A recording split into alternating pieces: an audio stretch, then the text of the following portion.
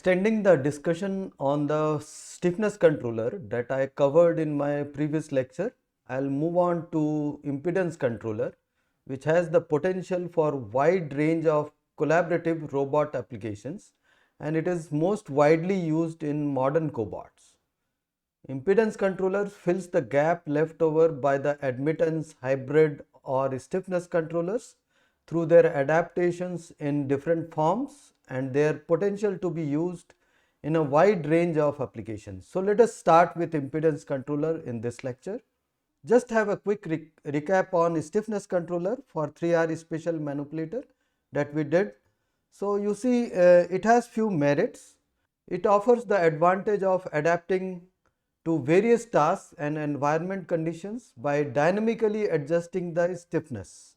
Okay, you can dynamically adjust this because it is all implemented on software, so you can dynamically adjust while the robot is already running. So you can dynamically adjust the stiffness and full robot arm is compliant. Okay, so whole of the robot is compliant, not just the part which is after the force sensor, which is there, which is the case in case of hybrid controller or in case of external force control loops.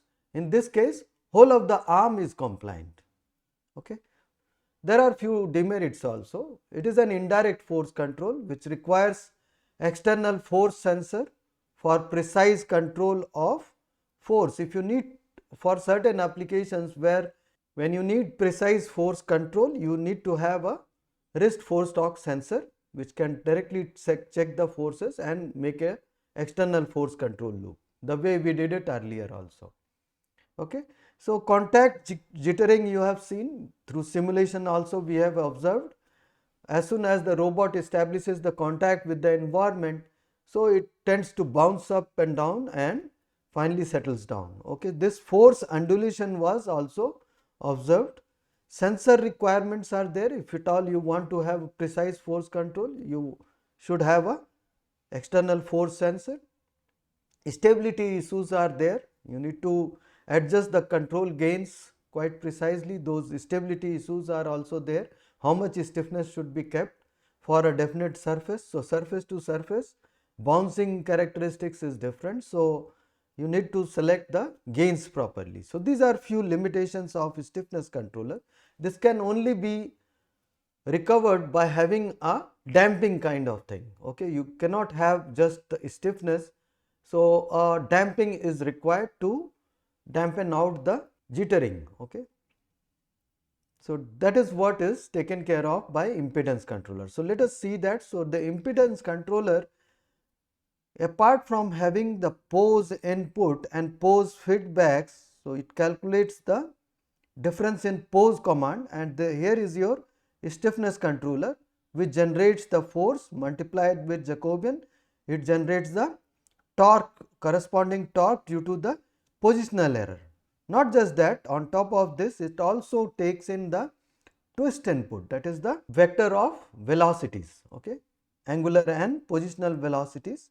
Okay, so those two velocity components are also here. It continuously checks out the through its feedback the current velocity. So those are easily calculated. The position as well as end effector twist can be calculated using robot's forward kinematics. So that is what is obtained. So that is sent as a feedback here. Okay. So feedback for velocity, difference in velocity error multiplied with velocity gain, or it is also known as a twist gain or impedance gain. Okay. So this is your stiffness part and this is your velocity gain. So that generates the force due to the twist error or velocity error. So combined together it comes here, gets multiplied with Jacobian transport, and what you get is a combined torque due to the pose as well as the velocity error. Okay. This torque finally goes to the robot and robot runs. Okay. Apart from that, in case of simulation, you already know we also had this in our previous controller.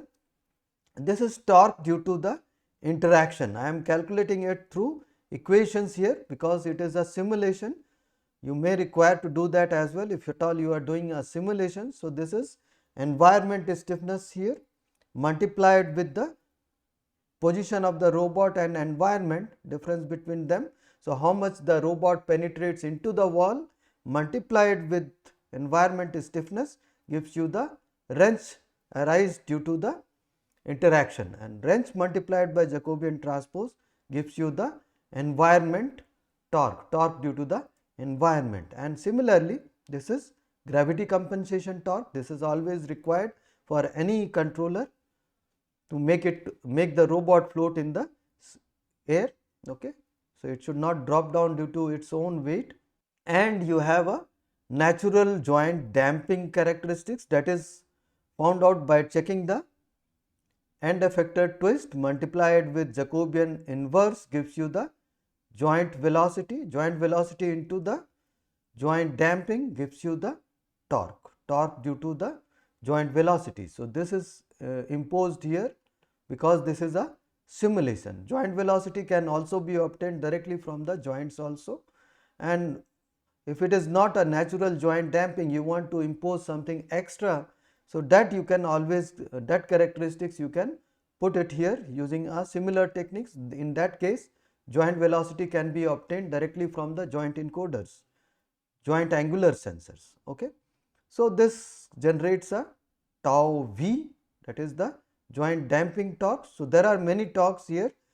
Firstly, due to the pose and twist error, okay, that is what we want to implement, that is Kp and Kv, they were there.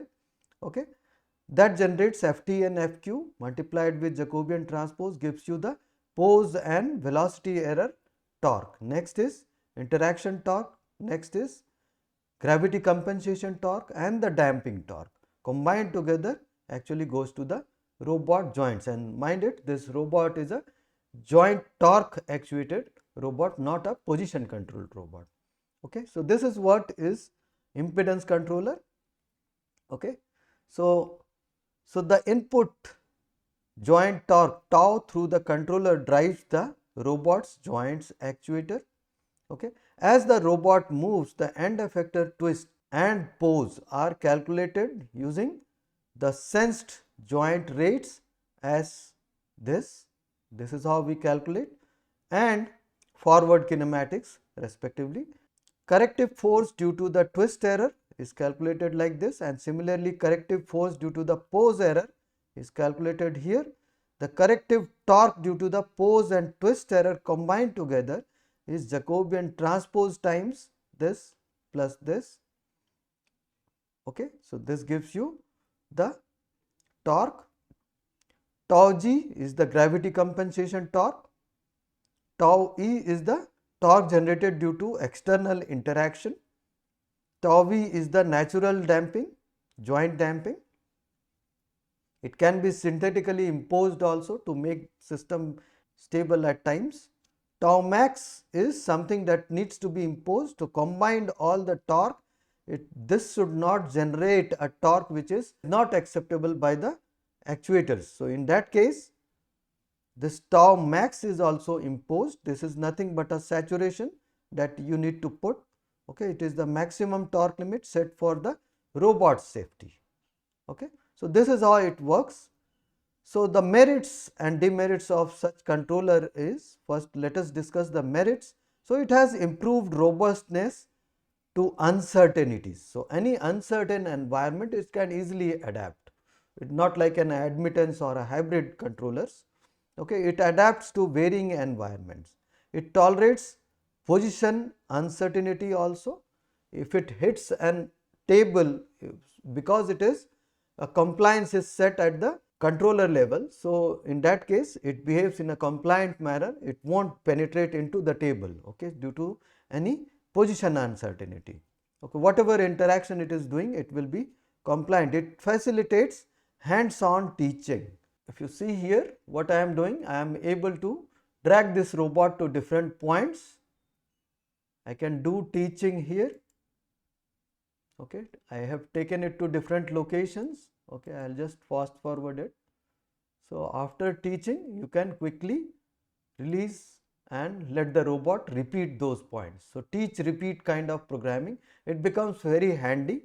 Okay, and you can take the robot to any location and do teach repeat. So it supports that. It enables semi-structured contact tasks also. Semi-structured means you don't know which direction you have to be compliant. So it is not properly structured, as in case of hybrid controller, it needs a strictly structured environment where you precisely know which direction you need compliance. Okay, it reduces any impact forces. So these are the merits of this. Okay, but there are few demerits also. Apart from it needs a little more complex controller. Okay, it also needs more computational power at the controller end. These are few demerits here. It needs an external force torque sensor, okay, for precise force control requirements. If at all there is a requirement, which are very less though in the industry, but in order to do so you will require a precise force torque sensor.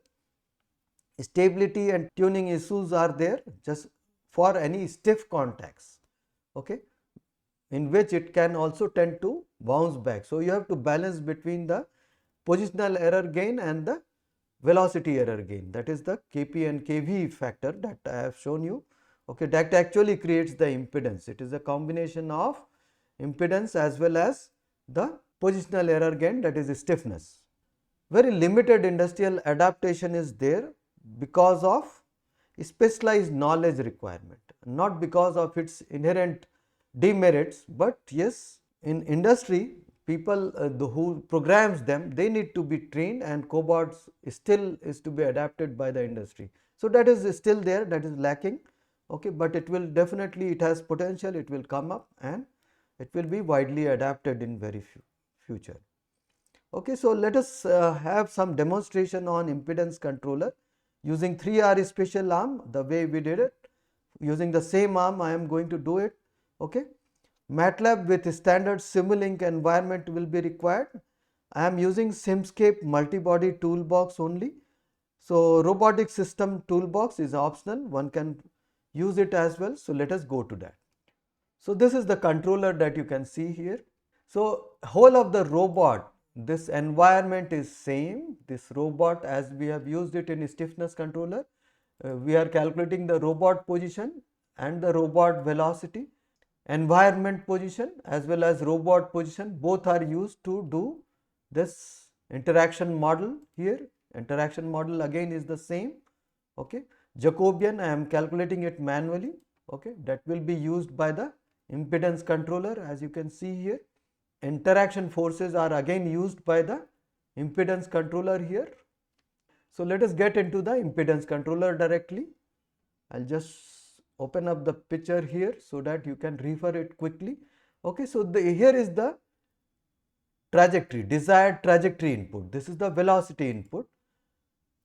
So I am taking the feedback also, robot velocity, taking the difference, multiplying with end effector impedance matrix. So I have kept it as 500, 500 and 500 along each direction, Newton per meter per second. Okay, so multiplied with that, it will generate forces in Newton. Okay, again this is the desired position. I want my robot to be stationary and I have kept zero velocity input here. So desired position is kept as the current end effector position. I am taking the feedback from the robot, that is robot position. I am subtracting that, calculating the error in position multiplied with stiffness. So I have kept zero stiffness here. I want to see the impedance only, impedance effect only. Okay, so these two are there, both of them are summed here and sent to the robot. Okay, the force input combined is sent here, multiplied with Jacobian transpose, it generates the torque corresponding to the position and velocity error. So that is a standard, which is quite obvious in the control diagram also. Environment torque is calculated from the interaction force multiplied with Jacobian transpose, that also goes to the robot here through this line. Okay, gravity torque is calculated here, that is going here, and joint damping I have kept very small value, 3 and 3 Newton meter per radians per second. Okay, that is in joint rate multiplied by joint damping matrix actually gives you the joint torques once again, okay, and that is also here. So all the torques output goes to the robot, okay. So this is how impedance controller will work. So let us now see the effect of this, okay. So I'll just run it, and you see this valve is moving with the constant velocity towards the robot, and it is pressing the robot, okay. If it is a constant velocity, so that is obvious here. So this is at a constant velocity, you see at 0.05 meter per second, it is moving towards the robot and it has interacted. So let me check the plot here. So you see it is a straight line because the velocity is constant and I haven't set any stiffness along the interaction direction, okay. I haven't set any stiffness anywhere. So only because of damping, because it is proportional to the velocity. If velocity is constant, force has to be the constant, okay. So this is generating a constant force, interaction force, and robot is continuously moving along with the wall, okay. So now let me just change the scenario. Let me just accelerate the wall so that velocity keeps on increasing with time, okay. So how should it behave in this case? So I'll just put it here, uncomment this one. All these models I have shared with you in the resources. You can always use them, modify them, test it, learn it, okay. So this is the constant acceleration. I have put 0.025 t square, okay, that is the time square, okay. So velocity is equal to ut plus half a t square. A is 0.025 t square, okay. So that is what is visible here. So it is moving with an acceleration, okay. Again I will run it. This time this is accelerating, gradually the velocity is increased, it will press little more, okay. So this is the new scenario and see how it behaves. So immediately upon contact, a huge amount of surge is there due to collision, and then the force rises gradually with the valve because the velocity is increasing as it approaches the robot and it compresses the robot.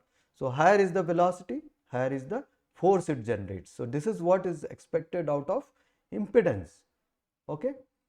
So you see this is the whole case. You have different scenarios that you can test. You can remove the gravity compensation line and you will find the robot falls freely. You can remove the joint damping and you can see how it behaves, okay. You can put some stiffness. So it has impedance controller, you see it has a subset of stiffness controller also.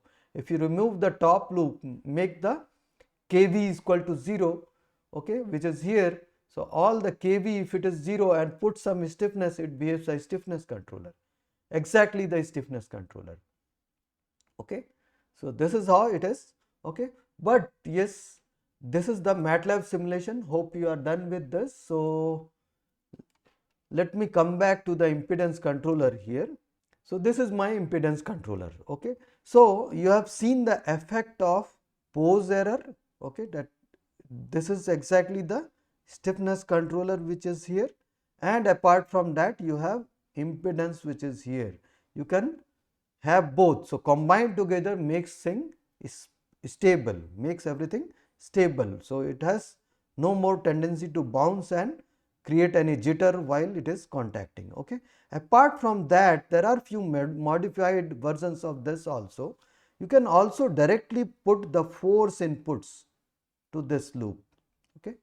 If you do that, so you can set stiffnesses all equal to 0. You can also set all the impedance equal to 0, okay, and you can directly put the desired force along any direction.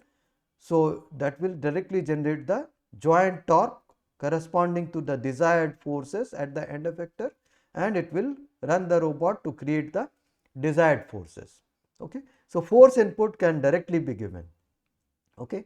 Now you can set certain stiffness along with the force. So robot has stiffness along few direction and remaining direction it will have forces, okay. So that is quite easily realizable in this kind of controller where you can have force input, you can have velocity input, you can have pose input also. Okay, you can have stiffness along few directions and you can have force along few direction. Okay, so accordingly, depending on the requirement, you can have everything else. So let us say I want to write on a board, so I want to maintain a constant reaction force against the wall, okay, against the whiteboard or a blackboard, okay, but I can move along the plane of the surface. So along the plane I can have just the stiffness matrix or the impedance matrix, but yes, perpendicular to the surface I need to put the force input. So that is what is visible through one of the experiments. What I am trying to do here, robot lowers at a constant velocity, finally it establishes the contact. Upon establishing the contact, it maintains a constant reaction force against the surface, okay, while it also moves along one of the direction. You see that this time the matrix should be, and it is stiff along orthogonal direction also. So it is stiff along one direction, it is moving along one direction, and it is creating a normal force along one direction. So all the three directions have input. So in this way it helps a lot. You see, now you come back to your thing. So for this application there was a force input which was perpendicular to the surface, force input, okay, along vertical direction, and you have velocity inputs so that it can move on the table in a straight line. So that was a constant velocity input which was done, and then it was said to have some stiffness where it is not supposed to move or maintain any forces. So there was some stiffness set along or remaining orthogonal direction. Okay, so this is how all the three inputs can be used for applications like this. Okay, normally impedance controller is like this, you see. Okay, in this case I have set a impedance and stiffness along all the direction. Okay, so one of the direction, if I set stiffness to be very low, in that direction I can move the robot. Okay, but yes, if impedance is there along the same direction, I will feel some resistance while I am moving with certain velocity, so that it does not become very much free. Okay, so it damps while it moves. Okay, so this time vertical direction, very small amount of damping is kept, stiffness is set to 0, and now in this direction I have kept a high stiffness value, okay, so that I cannot move it. So it behaves like a spring in remaining direction.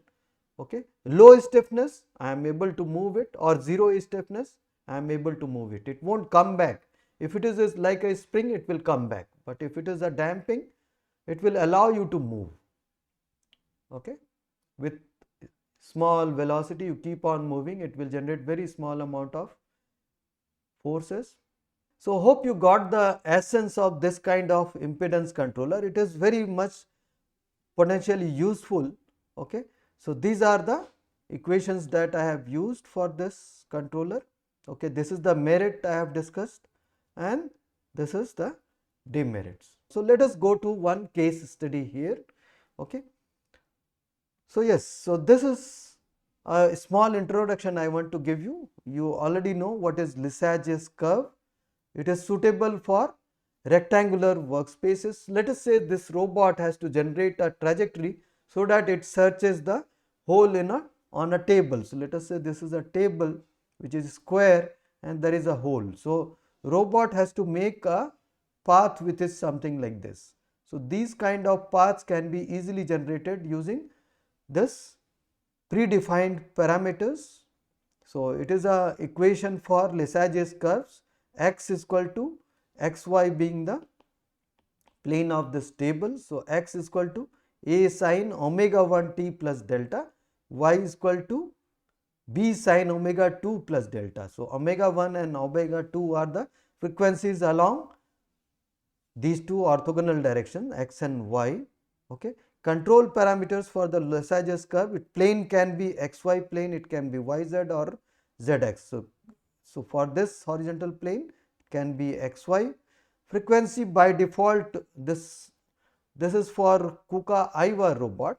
Okay, in its Sunrise operating system, it has by default frequency omega 1.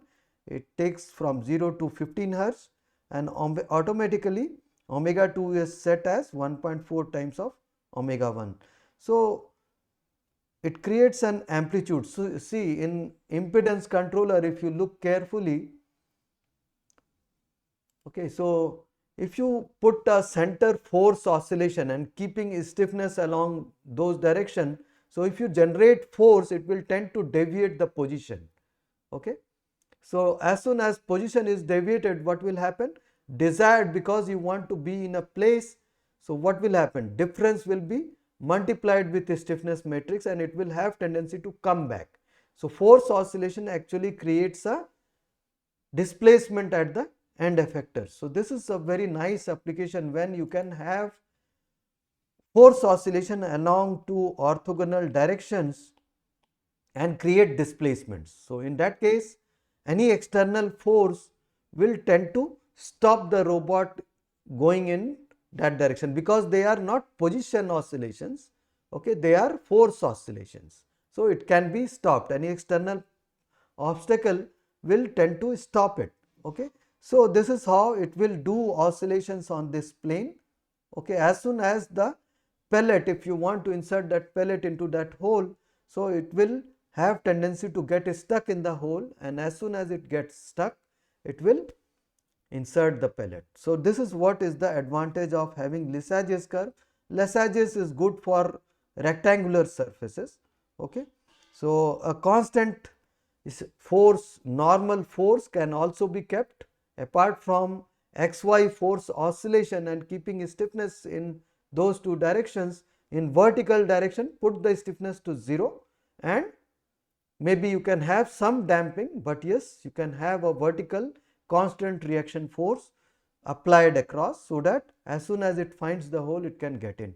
This is overlaid orthogonal force oscillation trajectory, which can be created. Position trajectory is created out of force oscillations. Okay, stiffness can be set along both the direction. Okay, in similar way, you can also create spirals. Okay, only the equation will be different.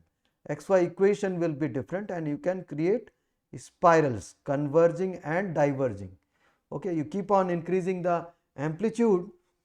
Okay, what will happen? So x is equal to r cos theta, y is equal to r sin theta. So it creates ellipse, it can create circle, it can create spirals with varying time. If you keep on increasing the radius, so it creates like this. So you can have multiple equations and create. So this is good for, let's say, a circular table, in which if you have a hole here, in order to find that, you can use circular search paths. Okay, so spiral path, which is suitable for symmetric search path. Controller overlays two sinusoidal force oscillation, phase shifted by pi by 2. Okay, phase shifted means one side we will have sine profile, other side you will have a cosine oscillations. Okay, amplitude of oscillation rise constantly up to the defined value and then returns to 0. So what happens? It diverges and finally it comes back also. Okay, so that is how you can do, so that there is more probability that you find the hole here. Okay, the Cartesian extents of the spiral depends on the values defined for stiffness. Just like this, you can have stiffness along two directions and apply force oscillation. So the displacement will depend on the stiffness that you have set along both the direction, and amplitude as well as any obstacle if it is present. Okay, so this is how you can create a spiral search path. Okay, the values mentioned here is for KUKA AIVA cobot arm. Okay, so this is the way I was discussing now. So plane was xy, frequency of oscillation along orthogonal direction was kept to this, amplitude as 30 Newton. So amplitude of sine and cosines were 30 Newton. Stiffness along both the direction was set as 2000 Newton per meter, and the normal force. Okay. So, along xy plane I have what? I have set the stiffness. Okay. Along the normal direction I have, along z I have kept stiffness as 0, and then it will have a constant normal reaction force of 10 Newton. So, maximum time, total time for the Lessage's or spiral curve, I have set it as 30 seconds. Accordingly, I have done all the calculations. So, this is how the trajectory can be generated and oscillations can be done. Okay. So, this is the whole setup. Okay. It is a blind assembly task. When you do not know the position of the hole, the robot goes quite near to the hole and does spiral or Lessage's search part. In this case, it is a spiral, because you have to search over here. So, it is symmetrical. Once you reach land somewhere, okay, maintain constant normal reaction force and start doing the spiral search path, diverging and converging. Okay. So, this is how I will be doing with the parameters that I have shown here. Okay. So, let us observe closely how the motion could be when it is in the air. In the air there is no resistance. So, it tends to create a spiral path of some size. Let me just show you how it behaves in the air.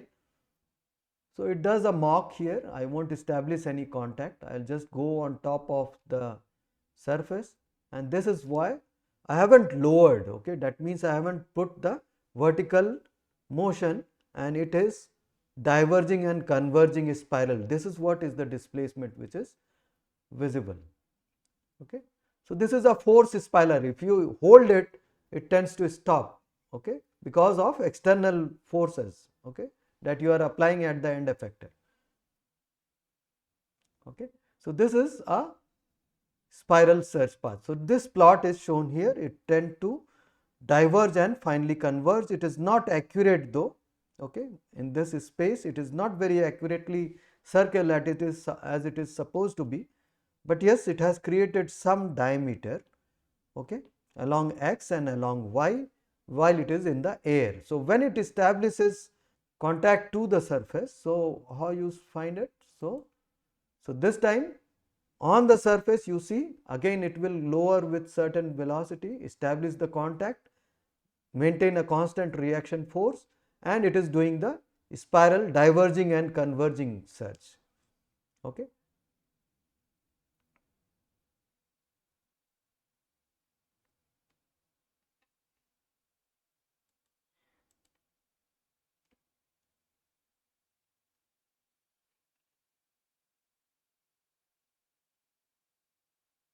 So, when it finishes, you see this time it is more uniform because it is not free in the air, it is rubbing against the surface, that is causing this diameter to reduce because of external forces. So, this is what is observed.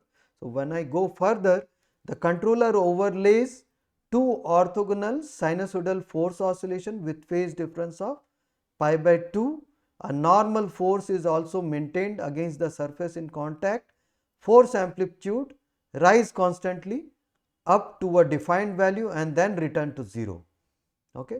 This results in a spiral pattern which extends up to the defined amplitude value and then contracts again. The Cartesian extents of the spiral depends on the values defined in the stiffness. So, how much will be the maximum displacement? Okay, that depends on the amplitude of force that you have put, because there are stiffness. So, force oscillations will create displacements. So, amplitude and on the surface friction also, if it is on the surface there is some friction, the amplitude may reduce, the displacement amplitude will reduce.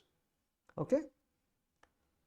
So, this is the case of a vertical peg in a hole. So, I will just show what I have done finally. So, this is what.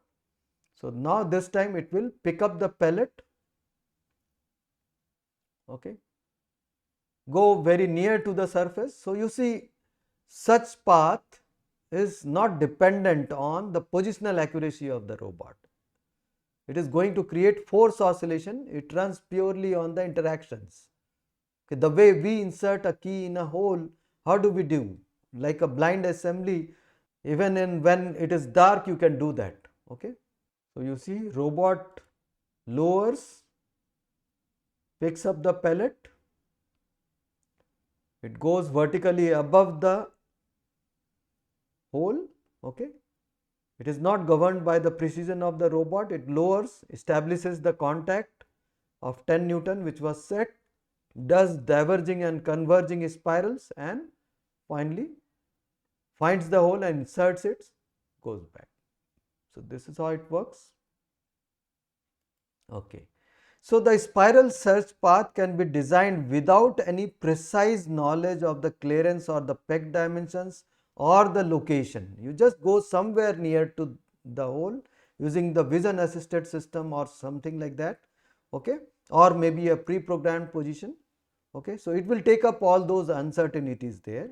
The performance is independent of the robot's resolution. Okay, that is the resolution or maybe the repeatability of the robot, or by any chance you just go there, do force oscillation, it gets stuck and finally it inserts.